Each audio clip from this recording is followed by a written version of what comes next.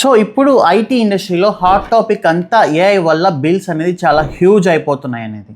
So జనరల్గా companies అన్ని ఎంప్లాయీస్ని లే ఆఫ్ చేసి అక్కడ నుంచి వచ్చిన కొంచెం మనీని తీసుకెళ్ళి ఏఐలో ఇన్వెస్ట్ చేస్తే ఒక 1 year AI budget just few మంత్స్లోనే ఎగ్జాస్ట్ అయిపోయింది అనేది ఇప్పుడు చాలా ట్రెండింగ్ టాపిక్. కానీ వన్స్ మనం ఏఐ యూస్ చేయడానికి అలవాటు పడిన తర్వాత జస్ట్ ఏఐ బిల్స్ అనేది ఎక్కువ అవుతున్నాయి అని చెప్పేసి మనం బ్యాక్ వచ్చి మళ్ళీ మాన్యువల్ మోడ్లోకి వెళ్ళి వర్క్ చేయడం అనేది ఆల్మోస్ట్ ఇంపాసిబుల్.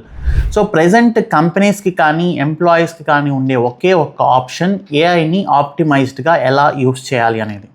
అసలు ఈ సిచ్యువేషన్ ఎందుకు వచ్చింది అనేది ఒక ఎగ్జాంపుల్తో మనం డిస్కస్ చేద్దాం. మనందరం మైక్రోసాఫ్ట్ టీమ్స్ అనేది యూస్ చేస్తూ ఉంటాం. సో ఒక్కొక్క పర్సన్కి $10 $20 మన కంపెనీస్ మైక్రోసాఫ్ట్కి పే చేస్తూ ఉంటాయి. సో ఇది ఫ్లాట్ రేట్ అంటారు. కానీ సడన్గా మైక్రోసాఫ్ట్ ఇక ఫ్లాట్ రేట్ అనేది కుదరదు, మీ ఎంప్లాయీ చాట్ చేసే ప్రతి వర్డ్కి బిల్ చేస్తాం అండ్ మీ ఎంప్లాయీ మాట్లాడే ప్రతి మినిట్కి కూడా బిల్ చేస్తామంటే సిచ్యువేషన్ ఏంటి? సేమ్ అలాంటి సిచ్యువేషన్ ఇక్కడ ఏఐ మోడల్స్లో జరిగింది. ఇప్పటి వరకు ఫ్లాట్ రేట్స్ అనేవి ఉండేవి, అంటే ఒక పర్సన్కి $10 $20 ఫీ అనేది ఉండేది, ఎలాంటి లిమిట్స్ ఉండేవి కాదు. కానీ రీసెంట్గా ఏఐ మోడల్స్ టోకెన్ బేస్డ్ బిల్లింగ్స్కి మైగ్రేట్ అయ్యాయి. సో ఇప్పుడు మనం టోకెన్ అంటే ఏంటి అనేది అర్థం చేసుకోవాలి. మనం ఏఐ మోడల్కి ప్రాంప్ట్ ఇచ్చేటప్పుడు మనం ఇచ్చే ప్రతి సెంటెన్స్ని ప్రతి సెంటెన్స్లో ప్రతి వర్డ్ని ఒక టోకెన్ లాగా కన్వర్ట్ చేస్తుంది. యావరేజ్గా 3 to 4 క్యారెక్టర్స్ ఉండే ఒక వర్డ్ని ఒక టోకెన్ లాగా తీసుకుంటుంది, ఒక స్పెషల్ క్యారెక్టర్ని ఒక టోకెన్ లాగా తీసుకుంటుంది, ఒక ఎమోజీని మల్టిపుల్ టోకెన్స్ లాగా తీసుకుంటుంది, అలానే ఒక క్యాపిటల్ లెటర్ని ఒక టోకెన్ లాగా తీసుకుంటుంది. సో ఇలా మనం ఇచ్చే ప్రతి మెసేజ్ని అది బ్యాక్గ్రౌండ్లో టోకెన్స్ లాగా కట్ చేసుకుంటుంది అనమాట. అండ్ దీంతో పాటు అది ఇచ్చే రెస్పాన్స్లో ఉండే టెక్స్ట్ని కూడా టోకెన్స్ లాగా కట్ చేసుకుంటుంది. సో ఫర్ ఎగ్జాంపుల్ ఇప్పుడు నేను ఏఐ మోడల్తో హాయ్ అని మెసేజ్ చేశాను అనుకోండి, అది తిరిగి హలో అని రెస్పాండ్ అయింది అనుకోండి. హాయ్కి ఒక టోకెన్ అండ్ హలోకి ఒక టోకెన్, టోటల్గా 2 టోకెన్స్. కానీ ఇది కాదు, అసలు మ్యాటర్ వేరే ఉంది. అదేంటి అంటే ఏఐ మోడల్స్కి ఎప్పుడు కూడా మెమరీ అనేది ఉండదు. So AI models are completely stateless. So మీరు కన్వర్జేషన్ పెరిగే కొద్దీ మన ఏఐ మోడల్స్ ఏం చేస్తాయంటే ఆ ఎంటైర్ కన్వర్జేషన్ హిస్టరీని మళ్ళీ అప్లోడ్ చేస్తాయి, వాటిని కూడా మళ్ళీ బిల్డ్ చేసి కాంపౌండింగ్ లెవెల్లో మన టోకెన్స్ అనేది ఎగ్జాస్ట్ అవ్వడం స్టార్ట్ అవుతుంది. సో ఇది ఎలా అనేది ఇప్పుడు నేను లైవ్లో మీకు చేసి చూపిస్తాను. ఇప్పుడు ఒక చిన్న వెబ్సైట్ ద్వారా మన టోకెన్స్ అనేది ఎలా క్యాల్కులేట్ అవుతాయో చూద్దాం. ఇది కూడా నేను క్లాడ్ యూస్ చేశాను. ఒక డెమో రన్ చేస్తున్నా. ఇప్పుడు నేను హాయ్ అని ఒక మెసేజ్ పంపిస్తున్నా క్లాడ్కి, అది ఒక టోకెన్ లాగా అనమాట. క్లాడ్ వచ్చేసి హలో అని రెస్పాండ్ అయింది, అది ఒక టోకెన్. సో కన్వర్జేషన్ ఇక్కడ చూపిస్తున్నాను. హాయ్కి ఒక టోకెన్, హలోకి ఒక టోకెన్, టోటల్గా 2 టోకెన్స్ అయ్యాయి.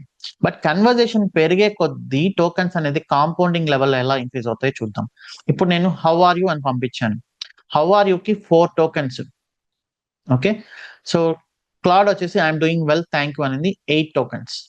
బట్ ఇక్కడ చూడండి, ఇది క్యారీ చేసేటప్పుడు టోటల్గా 6 టోకెన్స్ అయింది. ఇది క్యారీ చేసేటప్పుడు ఈ హౌ ఆర్ యూ అనేది ఈ ప్రీవియస్ కన్వర్జేషన్ కూడా క్యారీ చేస్తుంది అనమాట. సో 4 + 2 6 టోకెన్స్ ని క్యారీ చేస్తుంది. ఎందుకంటే ఏఐ మోడల్కి మెమరీ ఉండదు కాబట్టి మీరు ఈ మెసేజ్ ఇచ్చినా కూడా అది ప్రీవియస్ కన్వర్జేషన్ హిస్టరీ మొత్తాన్ని క్యారీ చేస్తుంది, దానికి కూడా కాస్ట్ అనేది పడుతుంది. ఇక్కడ 6 టోకెన్స్.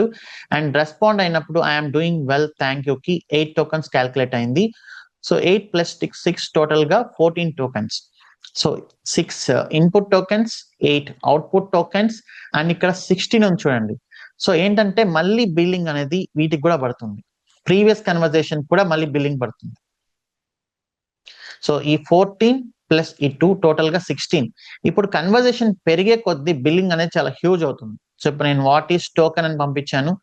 సో దీనికి 5 టోకెన్స్ అయితే ఈ 5 + ఈ ఎంటైర్ కన్వర్జేషన్ 14 19 ప్లస్ ఇక్కడ వచ్చింది మనకు 24 టోకెన్స్ రెస్పాన్స్ వచ్చింది, టోటల్గా 43.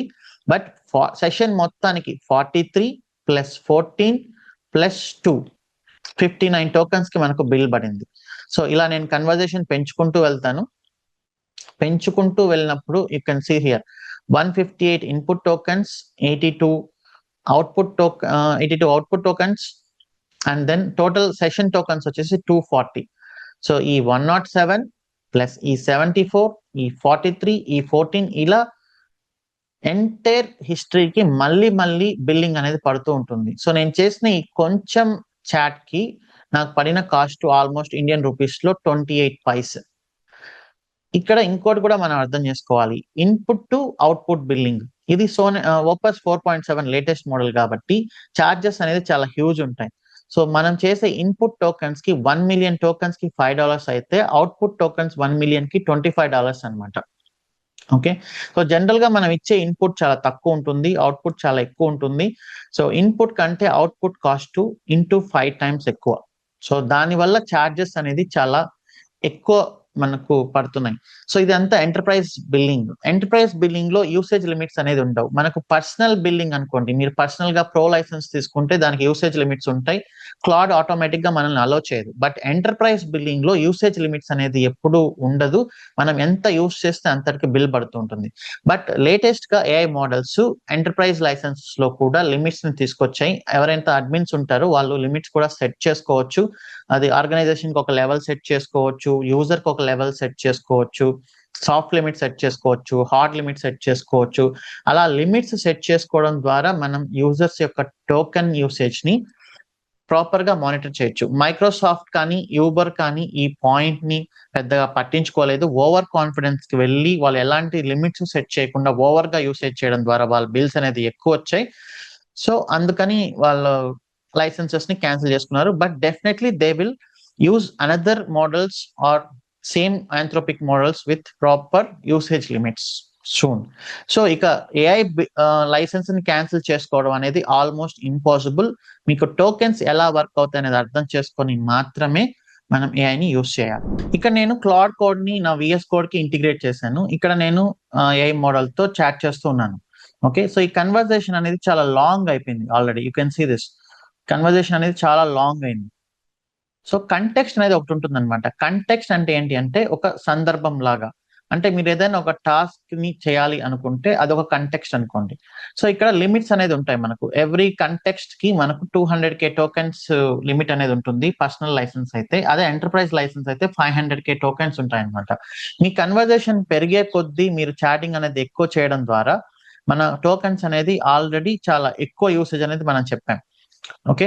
సో అందుకని మనం ఈ కన్వర్జేషన్ ని షార్ట్ చేయాలి. రెండు ఆప్షన్స్. ఒకటి, మీరు ఇంకొక కొత్త చాట్ అనేది ఓపెన్ చేయాలి.